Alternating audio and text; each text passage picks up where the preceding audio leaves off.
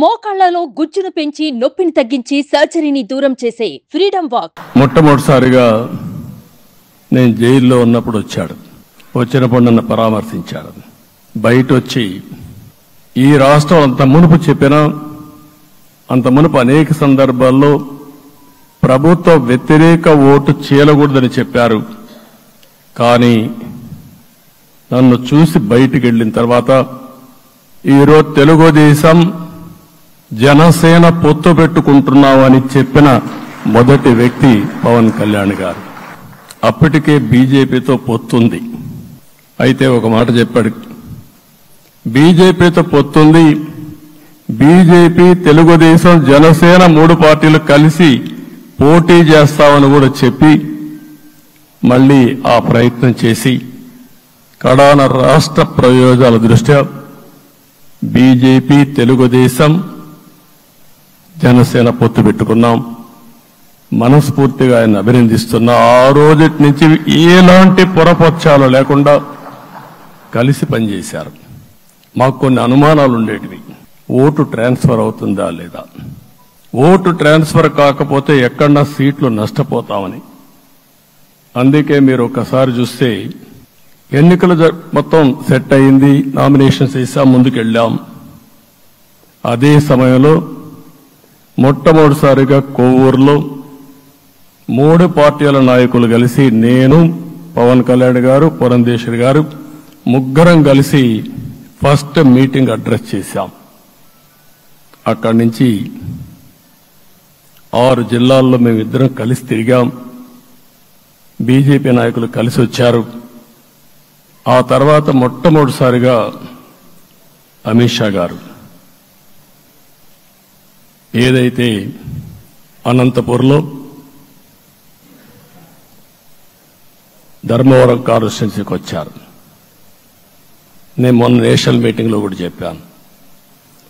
ఆయన వచ్చినప్పుడు చాలా స్పష్టంగా ఎందుకు మేము పొత్తు పెట్టుకున్నామనే విషయాలు చెప్తూ ఈ ప్రభుత్వ అవినీతిని ఎండగట్టారు, సూటిగా మాట్లాడారు.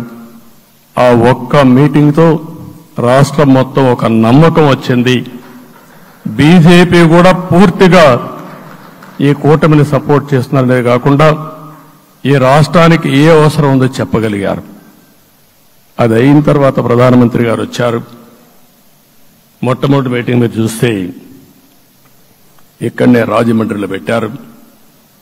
రాజమండ్రిలో స్పష్టత ఇచ్చారు, దేని అనకాపల్లిలో స్పష్టత ఇచ్చారు.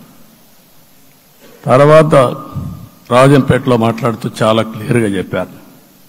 ఇదే విజయవాడకు వచ్చినప్పుడు రోడ్ షో పెడితే నా జీవితంలో ఎప్పుడూ చూడలేదు, ప్రధానమంత్రి గారు కూడా అదే చెప్పారు, బ్రహ్మాండమైన రోడ్ షో విజయవాడలో జరిగిందని ప్రధానమంత్రి గారు కూడా అభినందించే పరిస్థితికి వచ్చారు. ఇవన్నీ కలయికే మన విజయం. ఈ విషయం మనం గుర్తుపెట్టుకోవాల్సిన అవసరం ఉంది. మీరు కష్టపడ్డారు. నేను చాలా ఎన్నికల్లో చూశాను. అందరూ అభ్యర్థులు కూడా ఈ ఎన్నికల్లో కష్టపడిన విధానం కానీ ఇంత కష్టం నేను ఎప్పుడూ చూడలేదు. ఒక్క మాటలో చెప్పాలంటే ప్రతి ఒక్కరూ మనసు పెట్టి పనిచేశారు. అందుకే ఈ గెలుపు వచ్చిందని చెప్పి కూడా నేను మీకు తెలియజేస్తున్నా. మీ అందరి సహకారంతో రేపు ప్రమాణ స్వీకారం చేస్తున్నాను. దానికి మీ అందరికీ ధన్యవాదాలు.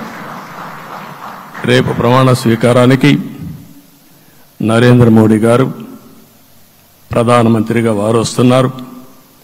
అదే మరిగా ఎన్డీఏ నాయకులు వస్తున్నారు. ఇది ఒక అరుదైన అనుభవం. అంటే నేను 4వసారి ముఖ్యమంత్రిగా ప్రమాణ స్వీకారం చేస్తున్నాను. కానీ ఈసారి దీనికి ఉండే ప్రాధాన్యత, ప్రజలు మన మీద పెట్టుకున్న నమ్మకం, నష్టపోయారు, ఇబ్బందులు పడ్డారు, మన మీద హోప్ పెట్టుకున్నారు. తిరిగి నేను ఒక్కడినే చేసే కార్యక్రమం కాదు, అందరం సమిష్టిగా మళ్లీ ప్రజలకు రుణం తీర్చుకునే సమయం ఆసన్నమైంది. దానికి ఈ రాష్ట్రానికి పూర్తిగా కేంద్ర సహకారం అవసరం. నిన్న పోయినప్పుడు కూడా నేను చాలా స్పష్టంగా కేంద్ర నాయకత్వాన్ని కోరాను. అటు అమిత్ షా గారిని, అదే మరి ప్రధానమంత్రి గారిని అందరినీ కోరాం. పూర్తిగా సహకరిస్తామని వారు హామీ ఇచ్చారు.